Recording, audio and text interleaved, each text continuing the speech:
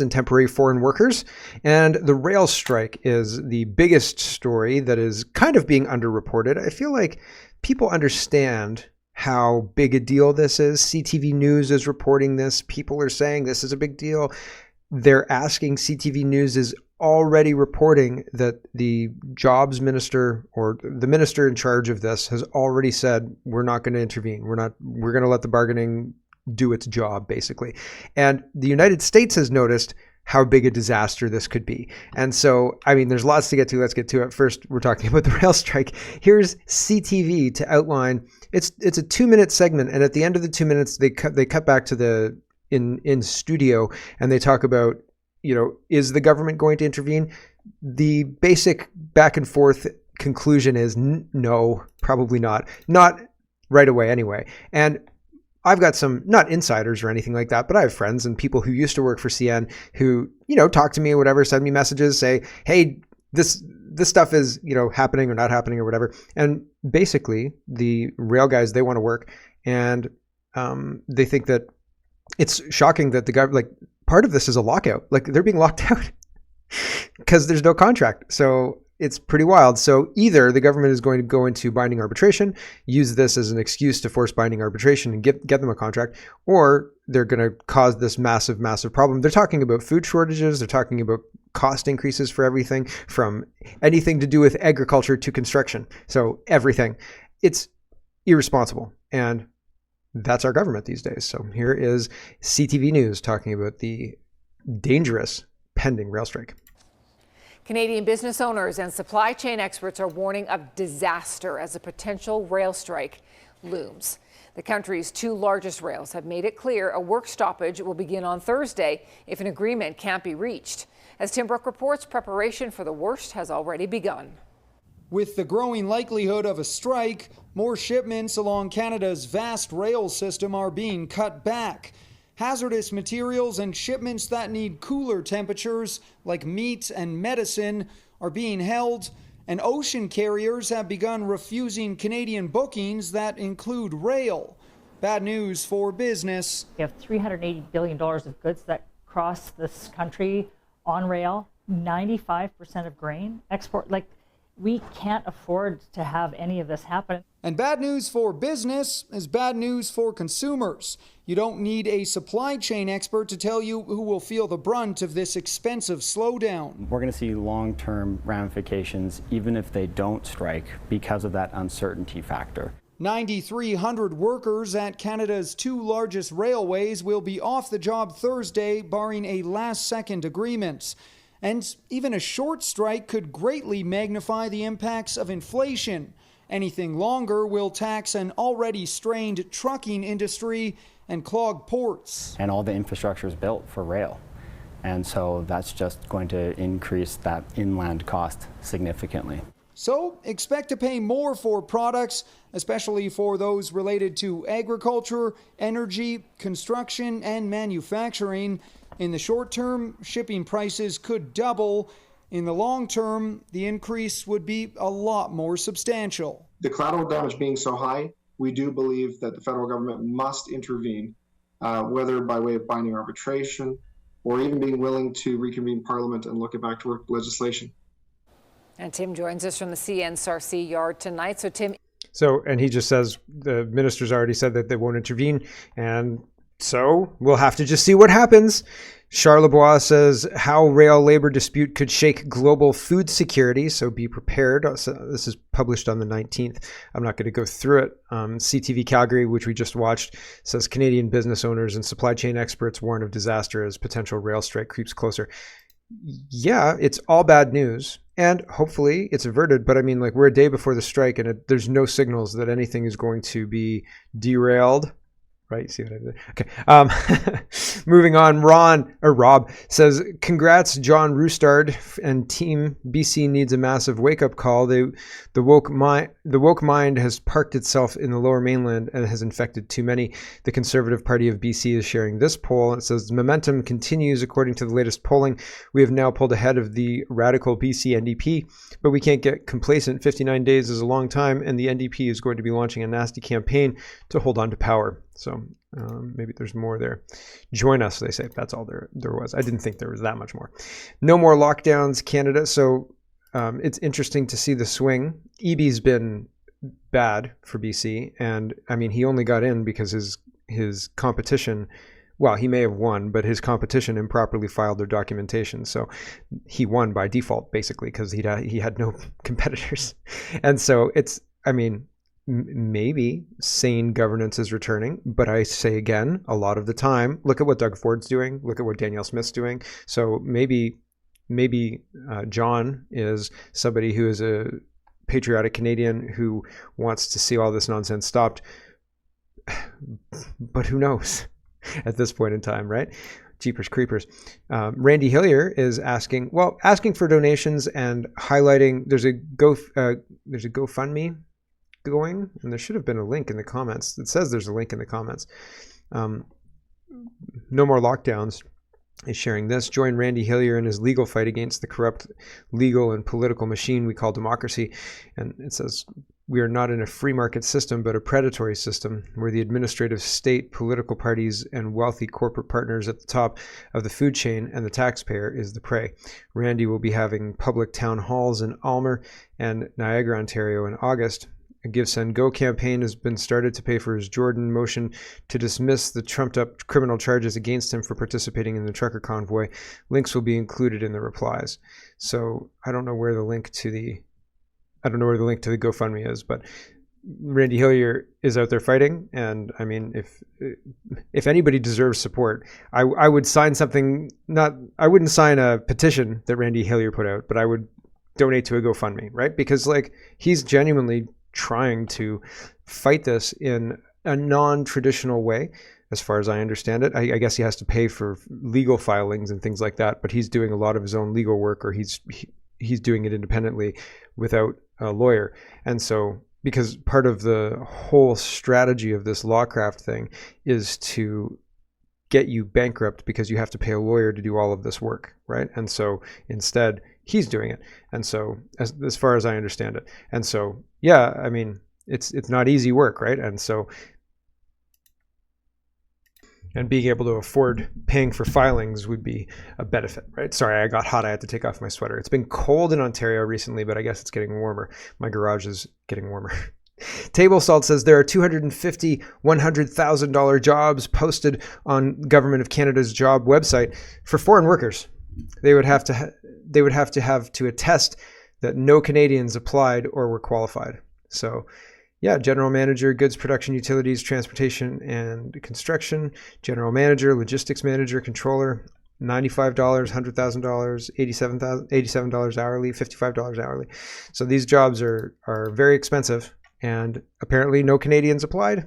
Not enough Canadians want them. Sorry about your luck, right? I hear different, but Michael Cooper is talking about the Trudeau government's extension of the electoral calendar by a week to give MPs who were elected in 2019 full gold-plated pensions. It will cost Canadians millions of dollars in taxes, as far as I understand it, over the lifetime. All of the MPs who qualify times, if each one represents $1 million in their lifetime of salary or whatever, that would be $60 or $70 million, right? And I think it's probably more than that, but we'll see. Here's Michael Cooper talking about how improper it is to do this. Some people on one side will say, for a week they don't qualify for their pension, and other people on the other side would say the rules are the rules, and we shouldn't be engaging in this kind of stuff to save people's pensions, right? What do you think? Let me know in the comments. Here's Michael Cooper. This bill is not an elections bill. That's not what this bill is about. It's a pension bill. It's the Loser Liberal Pension Protection Act. That's what this bill is, under the guise of an elections bill. And by the way, this government isn't fooling anyone. To put it in some context, Madam Speaker, we have a deeply, deeply unpopular Prime Minister in government that is on the verge of facing a massive electoral defeat whenever they have the guts to call the next election. And what that means, of course, is that many of these liberals sitting across the way aren't going to be here after the next election. Now, they have to call an election by October 20th, 2025. But the problem that they have is that the Liberals who were elected in 2019, many of whom faced almost certain defeat, don't qualify for their pension. So what do these Liberals do? They introduce the Loser Liberal Pension Protection Act so that they push back the election date so that all of a sudden these soon-to-be loser liberals will pad their pockets with a pension. It is about as cynical and about as dishonest as it gets from arguably one of the most cynical and dishonest governments that has ever governed this country. I don't disagree. I don't think that we should be engaging in that kind of stuff. But there are people out there who will make the argument, and other people who will sympathize with them. That, for a week they should have access to it. Other people have access to it. The Democracy Fund says, we're about to resume our court after the lunch break. It's expected that Mr. Granger will continue his submissions on behalf of Tamara Lich, followed by his co-counsel Lawrence Greenspan. And so this is an interesting one. I'm not going to go through what's going on here. I'll read this one. They're trying to, well, maybe I'll read it. They're trying to claim that Tamara Lich and Chris Barber were the leaders and coordinators, and that they were at the center of some grand conspiracy to do something or other. I'm not exactly sure what, but they're trying to pin them with charges that can be attached to terrorist charges or something like that. And nothing that they did seemed to be against the law, as far as I can tell. But, I mean, the courts are behaving in ways that are disingenuous, dishonest, trying to pigeonhole people, trying to take down people who they don't like or who the government doesn't like. And so it's concerning. Anyway, the Democracy Fund says this. Another video of Lich is played showing a truck. Lich says, it's sweet. Granger submits the reference is not clear. A video by Papa Wolf of Lich and Barber is shown. Papa Wolf speaks to Barber. Lich is in the same area. Papa Wolf then speaks to Lich. Lich says, keep getting the word out, which Granger says is ambiguous. Lich and Barber do not speak together. They speak separately, though they are in proximity. Another video is shown of Lich collected by Sergeant Pilot. The court says we do not know if the video is altered or complete. Lich says it's not an illegal protest and hold the line. Granger says the court has to determine the meaning of hold the line from multiple meanings. The court says hold the line can mean be true to your values, but in the context of a police line, it can mean something different. Granger says the Crown would like it to mean remain and do something illegal, but it's not clear. The court notes that there is a contextual element to the phrase. Granger notes that the context must be such that by saying the phrase, she must be encouraging criminal behavior to the exclusion of all else in order for the court to convict. A video of the arrest of Lich is shown. She's handcuffed. She complies. She says, hold the line.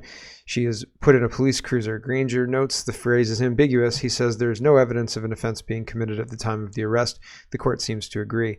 He says that is the sum total of evidence on Lich on the grounds in Ottawa. None of it connects Lich sufficiently to a crime. So they've got nothing, and they're trying to say this mischief is actually terrorism, and it's mostly bullshit, right? This is a weaponized court against political opponents, and that's what it is, and they're terrified of these people. I think if Lich and Barber put together a trucker party, they'd make $10 million in a weekend like that, and then they'd be a force to be reckoned with if they could organize it and protect their party against infiltration by communists.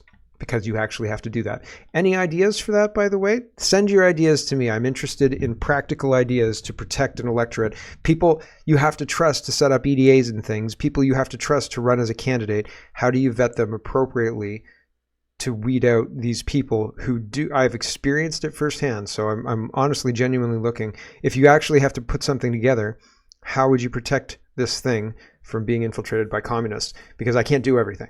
Right? Like, that's one way to do it. I just do everything, right? That's how I protect my show, because I just do everything. But like, I don't know how to create a thing that could compete with Doug Ford and protect the people of this province without being targeted and infiltrated by bad actors, right? So if you've got ideas, send them my way.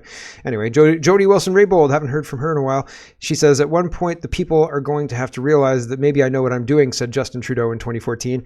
Guessing this retreat won't be at that point in time.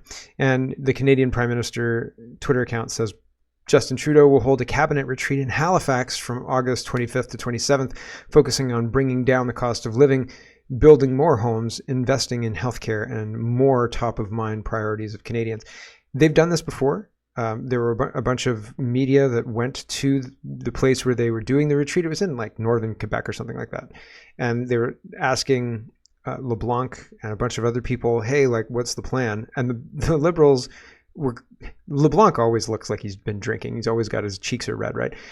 They looked drunk. And they walked away without answering questions. And I think it was Kian who I saw the video of it. But he was asking, like, what have you actually, like, what practical things have you actually come up with? What are you guys going to do to help the cost of living? Because it's just getting worse. And you guys seem to be throwing gas on the fire with all of your policies. And basically they called him names and told him to F off. I'm paraphrasing, but that's basically it, right? And yeah, GM Forbes says this is what, the fourth retreat in a row where they're focusing on cost of living and housing. The situation got worse after each of those meetings. Yeah, like everything they do makes things worse. And like, that's not surprising, but we should stop paying for it. And Dr. Kaur says, she's responding to the whole Charlie Angus senator thing. And she's saying Charles Adler. Almost the same. Charles Adler thing, the Senator Charles Adler thing. And she says Charles Adler is the trending story on X in Canada, with Canadians demanding his Senate appointment be recalled. And then she responds to that. She says, as demands to recall Charles Adler's Senate appointment grow louder from Manitobans and Canadians from across the country, we now have a prime minister in hiding. So the itinerary says no public events scheduled. Thank you very much. So he's going to go and think about how average Canadians can have the price and affordability restored. And well, the only thing this Liberal government has done has destroyed affordability in this country. And so I don't expect anything to get any better in the short term or medium term or long term if these people remain in power. And by these people, I mean the globalists. Community Legal Clinic says, sad to see the concerns of not in my backyard NIMBY folks acknowledged, but not to acknowledge that some Guelph citizens will, based on best evidence, die. They've only survived due to the safe consumption site, a political trade-off for increasingly cruel times. So they're closing down the safe injection site that Cam Guthrie previously championed, right? He was championing it not too long ago, 2020. He says it saves lives, it refers individuals to rehab, it creates relationships with healthcare professionals, it has created less discarded needles in the community. None of that is true, by the way. All of that is false.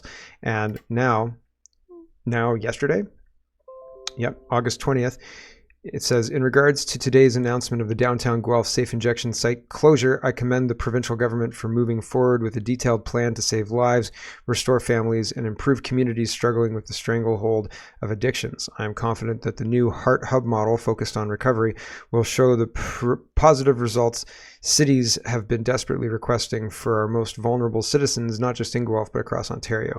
My energy will now be focused on doing whatever it takes to review the criteria on application to obtain part of the $378 million funding for a Heart Hub in our community through the provincial government. So I feel like it's just changing shape, right? Like this is a shape-shifting policy. It's been really unpopular. We have to change that. And so now he's chasing money for this Heart Hub thing. I don't think so.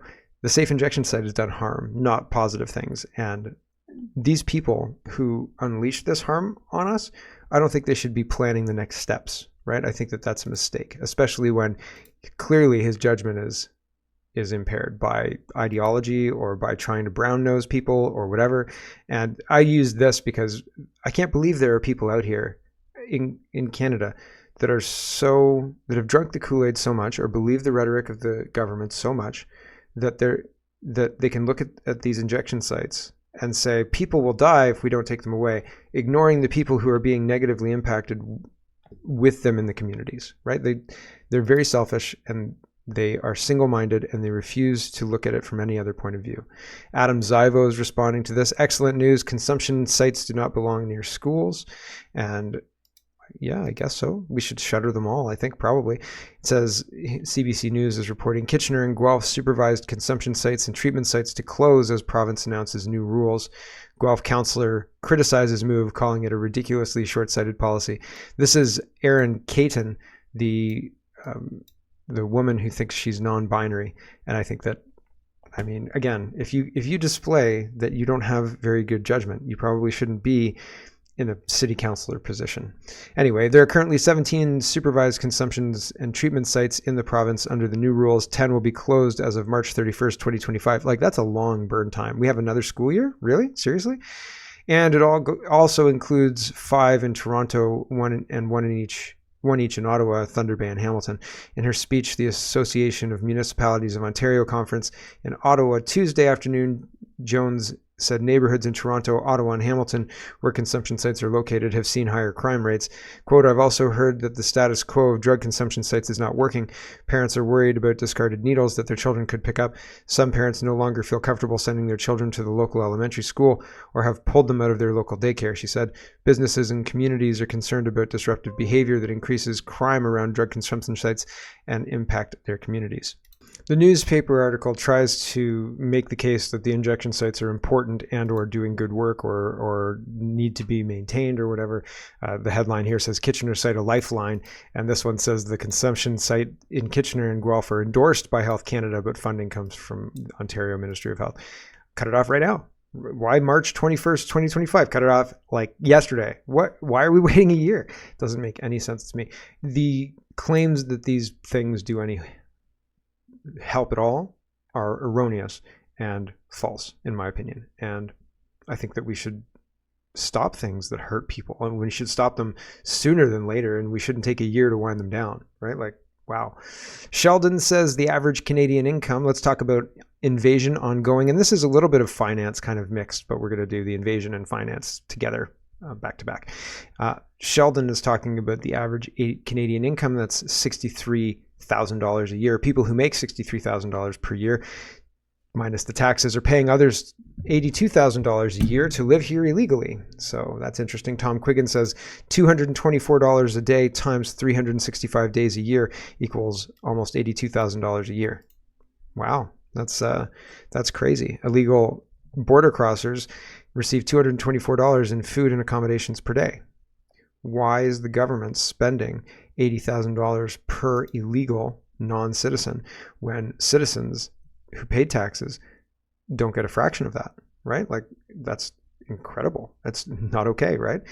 Riley says, the Canadian Housing 2 subreddit crowdfunded a billboard in Toronto exposing how out of control immigration fuels the housing crisis. Canadians are beginning to stand up against mass immigration. Well, I mean, the wholesale replacement of the population is not something that we will vote for. Our elections are rigged. The billboard says 1.27 million newcomers in 2023, only 188,000 housing completions. The math doesn't work. Demands sustainable immigration. Cost of living Canada.ca. And you can see here the tent cities in the background. I mean, that's a compelling ad. Good job. That subreddit. I didn't think that, I mean, Reddit's owned by China, right? So I didn't think that anything like that would come out of China in the short or medium term. So there you go. That's very interesting. Usually the subreddit moderators remove anybody who's off topic and or not talking about things that the powers that be don't want you to talk about. They'll shame you, struggle you, and then remove you if you don't listen, right? So pretty wild stuff. Here is National News Watch. They say Canada to pause approval of temporary foreign workers for low-wage jobs in Montreal. Just in Montreal. Expats says, going to leave this right here. Note the date. So in 2014, May 20th, 2014, Justin Trudeau says the temporary foreign workers program needs to be scaled back dramatically and refocused on filling jobs where no Canadians can be found.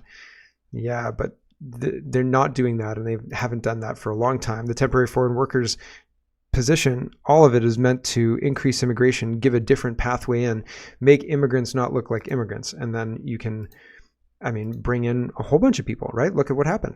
Here's Legault, and he's talking about Montreal and the number of people and the impossibility of housing all of those people. Here we go. Exactly. Okay. Well, first, in the last 2 years, we've seen an increase of 300,000 temporary immigrants, 300,000 additional people.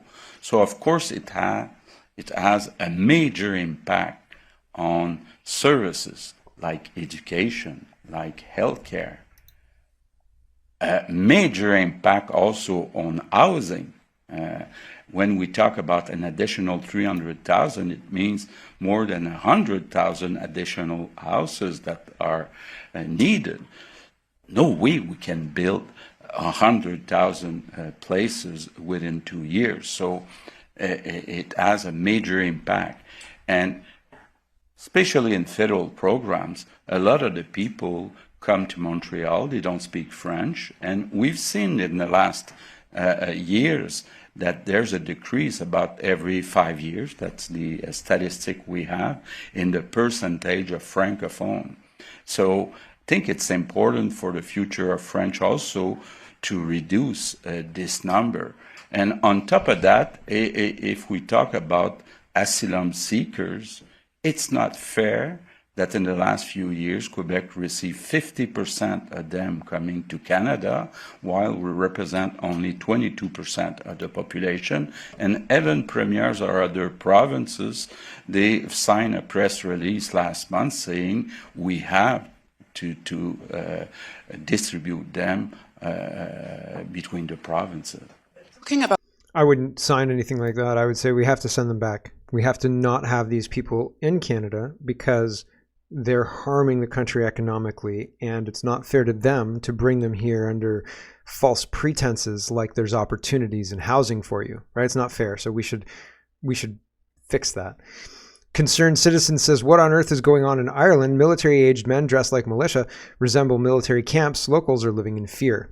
Pretty wild stuff. Is this happening in Canada? Remember the rumors and reports of Chinese military camps in British Columbia training in cold weather and things like that? Those reports disappeared pretty fast, but Ireland, same thing. Weird. Now, locals in rural Ireland are watching masked foreign men being planted all around the country in sites which seem to resemble military camps. Locals are living in fear. So I had to find out today what on earth is going on in Ireland. And joining me now to discuss this is the member of the Irish Freedom Party, Herman Kelly. Herman, welcome to the show. Always a delight to have you on. Now, the video, which we're about to show on screen now, has been viewed, getting on for 1.5 million times. On social media. Herman Kelly, can you explain to us what on earth is going on? This appears to be military-aged men dressed like militia. They look like they're in the army, parading around rural Ireland. Please explain what on earth's going on. The hard to believe part, Martin, is this is not an unusual occurrence in Ireland in the last number of months, because this is in Thornton Hall, but there's been a number of incidents where you have foreign men wearing balaclavas coming round. Yeah, not so good. So what's going on in Ireland? Same thing that's going on in Canada, unfortunately. I wish I was wrong. Chris says, this chart went viral, so I downloaded the data straight from the Canadian government to verify it. Sure enough, the spike is real. It appears that Indians have discovered a loophole in the asylum process, and they're taking full advantage of it. Now, I've heard also reports, I don't know that this is Indian people, with evil fingers and bad intent. I've heard reports that Canada and airports in Canada are telling people from India they can't enter the country unless they apply for refugee status, or unless they apply for this kind of status, the asylum process, start the asylum process. And I don't know why that is. I don't know why they'd be doing that, but I've seen, and I wish that I had tagged it, but I saw these charts afterwards, and I thought, I'll try and find it again. And scrolling up in the timeline in Twitter is difficult, and sometimes the search doesn't pull up what you want it to pull up, right? Sometimes I can see the tweet in my head, and I'll put a lot of the words in the tweet, and then won't come back up. So I couldn't find it. So apologies about that. But that's what I've heard anecdotally from Twitter and people. I don't know anybody in the airline industry. I used to, but not anymore. And so I don't know anything on the inside about that, but plausible, and if true, that could be the explanation for the spike rather than evil Indians who want to come here and live in a tent. I just don't see it. I don't see it, right? I just don't. So anyway, regardless, I think the bad guy here, what I'm saying is the people who believe the Canadian government rhetoric in India and come here for a better life and then end up in a tent or five to a room or something to that effect, or paying exorbitant amounts for school, they're also victims, just the same as Canadians are victims for believing the diversity is our strength and allowing this government to start the process of opening up our borders to lead to the exploitation of these Indian people. I think we're all victims, and the bad guy is the government. And a lot of people are trying to get the Indians and the Canadians fighting. I think they're as much victims as we are, honestly. So, I mean, I hate victim blaming, and I hate the idea of, because when you start, when old stock Canadians, to differentiate, start talking about the problems inherent by the encampments, the tents, the price of housing, the price of food, all of this other stuff, that then bleeds into a racial conflict that isn't there. It's not the people who are coming. It's not their fault that they're following the government policy. It's the government that created the situation, not them, right? And while they may be the catalyst, it's not anything they're doing maliciously. They're just living their lives, right? And it's the Canadian government that's setting this all up. They're the people who are proverbially putting the black ants and the red ants in the jar together, and the black ants and the red ants live together, but they're like, I noticed that you're a red ant, so I've noticed that, right? Like, or I've noticed you're a black ant. Just letting you know I've noticed that. And then the government is the one that shakes it up, and they're like, red ant, I saw you collaborating with that guy who shook the bottle, right? And now it's all out war, and that's what they want. Like this, it's shaking the bottle. This is filling the jar with the ants, right? And so honestly, that's what I think is happening. We're being manipulated, and we're predictable in that we'll blame those people, right? We'll blame the grocery store CEOs and not Jagmeet Singh, right? And so it's not great to have a manipulative machine hell-bent on misleading us. Hello everyone, thanks very much for watching. This is just a short version of a longer show. If you'd like to get the whole show, you can go over to CanadaPoly.com and sign up for a subscription. Just look in the drop-down tab for Shop and Donate and look for subscriptions, and you'll get immediate access to the full show. Love to see you. Thanks for watching, everybody. Have a wonderful, wonderful